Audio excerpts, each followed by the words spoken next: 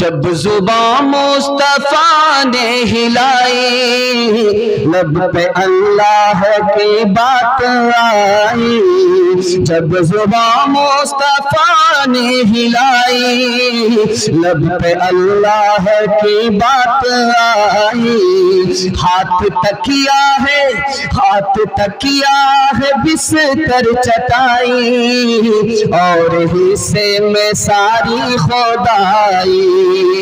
بزم کونین پہلے سجائی گئی، پھر تیری ذات منظر پہ لائی گئی۔ سید الاولی سید الآخری، سید الاولی سید الآخری، تجھ سا کوئی نہیں، تجھ سا کوئی نہیں۔ جب قلم نے لکھی نعت احمد، روشنی بن گئی روشنائی۔ جب زبان مصطفیٰ نے ہلائی، لب پہ اللہ کی بات آئی۔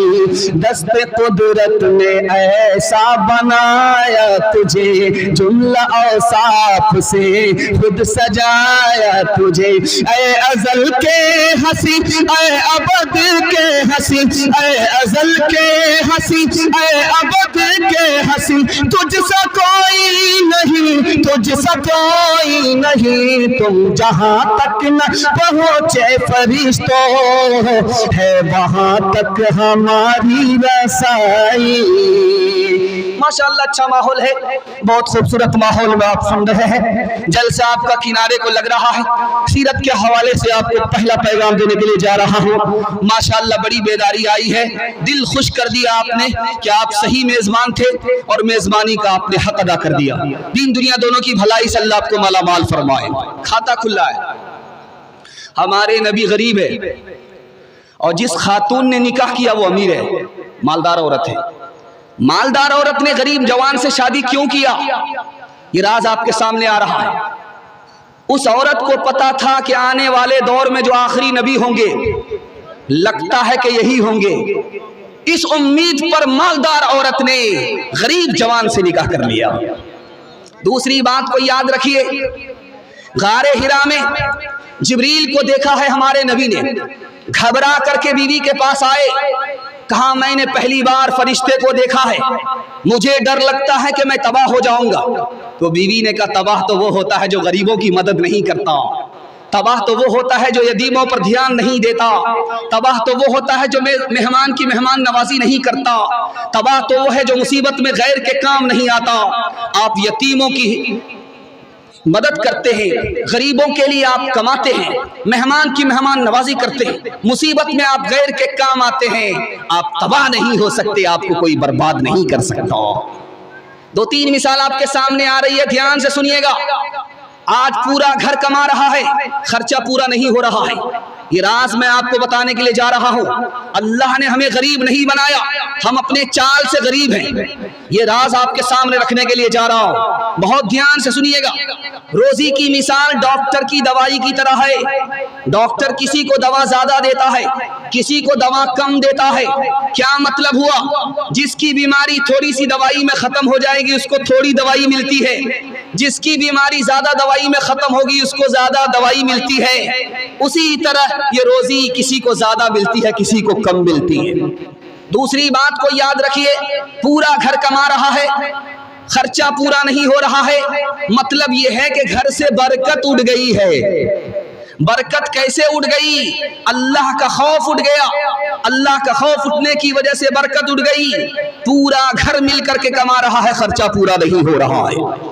تیسری بات کو یاد رکھیے، آج یہ اعلان ہوتا ہے، آپ لائن بازار میں جائیے، وہاں اعلان ہوتا ہے بچے کم ہی اچھے، 2 بچے ہو جائیں آپریشن کرا لو۔ 1965 میں اعلان ہوا تھا آپریشن کرا لو، 70 تک آپریشن کرا لو، زیادہ بچے ہوں گے قحط آ جائے گا۔ 70 آیا اور چلا گیا، قحط نہیں آیا۔ اس کے بعد اعلان ہوا کہ 80 اور 90 تک اگر لوگوں نے آپریشن نہیں کرایا، بچے کو کم نہیں کیا، تو غریب امیر کو کھا جائیں گے، بلکہ اور زیادہ خوشحالی آ گئی، اور زیادہ ترقی آ گئی۔ خاندانی نسبندی آپریشن کی بات کیوں آ رہی ہے؟ جس کو اللہ کے خزانے پر بھروسہ نہیں ہے، اپنی جیب پر بھروسہ ہے، وہی اپنی بیوی کا آپریشن کرا رہا ہے۔ جس کو اللہ کے خزانے پر بھروسہ ہے اس کو آپریشن کی کوئی ضرورت نہیں ہے۔ اللہ کے رسول کی خدمت میں ایک جوان آیا، گھر میں خرچہ کم ہے، کہا حج پر جاؤ اللہ خرچہ بڑھا دے گا۔ کہا خرچہ کم ہے، کہا نکاح کر لو، کہا نکاح کر لیا خرچہ کم ہے، کہا دوسرا نکاح کر لو، تیسرا نکاح کر لو۔ آج آبادی بڑھے گی، مسئلہ آبادی سے نہیں ہے۔ روس کے سائنسدان نے 1975 میں کہا تھا زمین کے اندر اتنی طاقت ہے کہ اگر ہم دماغ لگائیں کھیتی کرنے کے لیے تو 9.5 کھرب لوگوں کی غذا نکالی جا سکتی ہے۔ مسئلہ کیا ہے کہ ہم حد سے زیادہ پیسہ خرچ کرتے ہیں۔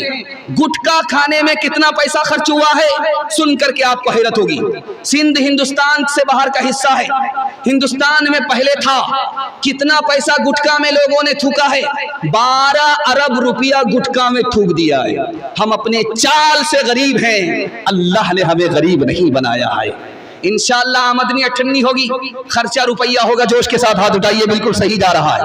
یہ دیکھیں، اے سب سے اول اور آخر، جہاں تہاں حاضر اور ناظر، سب سے انوکھے سب سے نرالے، آنکھ سے اوجھل دل کے اجالے، نا جہاں کی کھیپ بونے والے، دکھ میں تسلی دینے والے، سوچ میں دل بہلانے والے، بپتا میں یاد آنے والے۔